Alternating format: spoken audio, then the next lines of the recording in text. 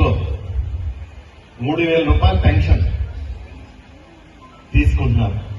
జగనన్న ఇచ్చిన మాట. ఆ రోజు గత ఎన్నికల్లో 2019 ఎన్నికల్లో ఒక 2 నెలల ముందు జగనన్న పేదలకు 2,000 రూపాయల పెన్షన్ అనౌన్స్ చేస్తే ఎలక్షన్కి 2 నెలల ముందు చంద్రబాబు నాయుడు కూడా 2,000 రూపాయలు నేను ఇచ్చేస్తానని చెప్పి 2 నెలల ముందు నుంచి ఇవ్వడం మొదలుపెట్టాడు. కానీ జగనన్న ఊరుకోలేదు. 3,000 వరకు పెంచుకుంటూ పోతానన్నాడు. అలాగే ఇందాక మన సర్పంచ్ గారు చాలా వివరంగా చెప్పారు. ఏ సంవత్సరం ఎంత పెంచారు, ఏ సంవత్సరం ఎంత పెంచారు, అంత వివరంగా 250 పెంచుకుంటూ ఇప్పుడు 3,000 చేసుకుంటూ వచ్చారు జగన్.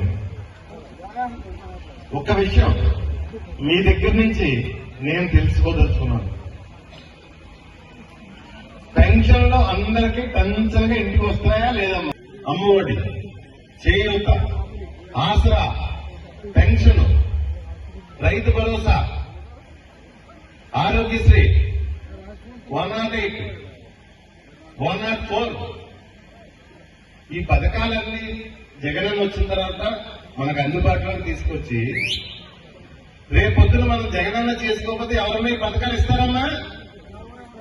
ఎవరెవరో తడి గుడ్డతో మన గొంతుకు వస్తారు. తడి గుడ్డతో వచ్చేస్తారు మన గొంతు. ఎన్నికలు వచ్చాయి కాబట్టి రకరకాల వేషాలతో మీకు హెలికాప్టర్తో లేకపోతే ఇంటికి కారు ఇస్తామో మేము డబ్బులు నోటు చేసేస్తాను, ఇలా చేస్తాం అలా చేస్తాను అంటాడు. 14 ఏళ్ళు పరిపాలన చేశాడు. ఎందుకు చేయలేదు ఇప్పుడు దాకా డబ్బులు నోటు? ప్రజలకు జరిగిన మంచి చెప్పడానికి వాళ్ళకి మనసు రాదు.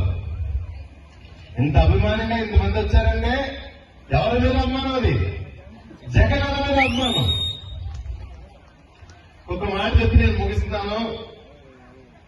రేపు 2024 ఎన్నికల్లో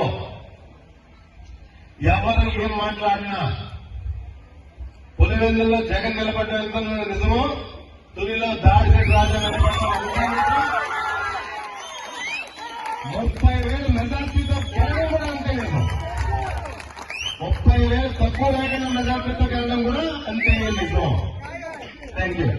మరిన్ని వీడియోస్ కోసం ఛానల్ ని సబ్స్క్రైబ్ చేయండి. లేటెస్ట్ అప్డేట్స్ కోసం వాట్సాప్ ఛానల్ ని ఫాలో చేయండి. అండ్ లింక్ డిస్క్రిప్షన్ లో ఉంది.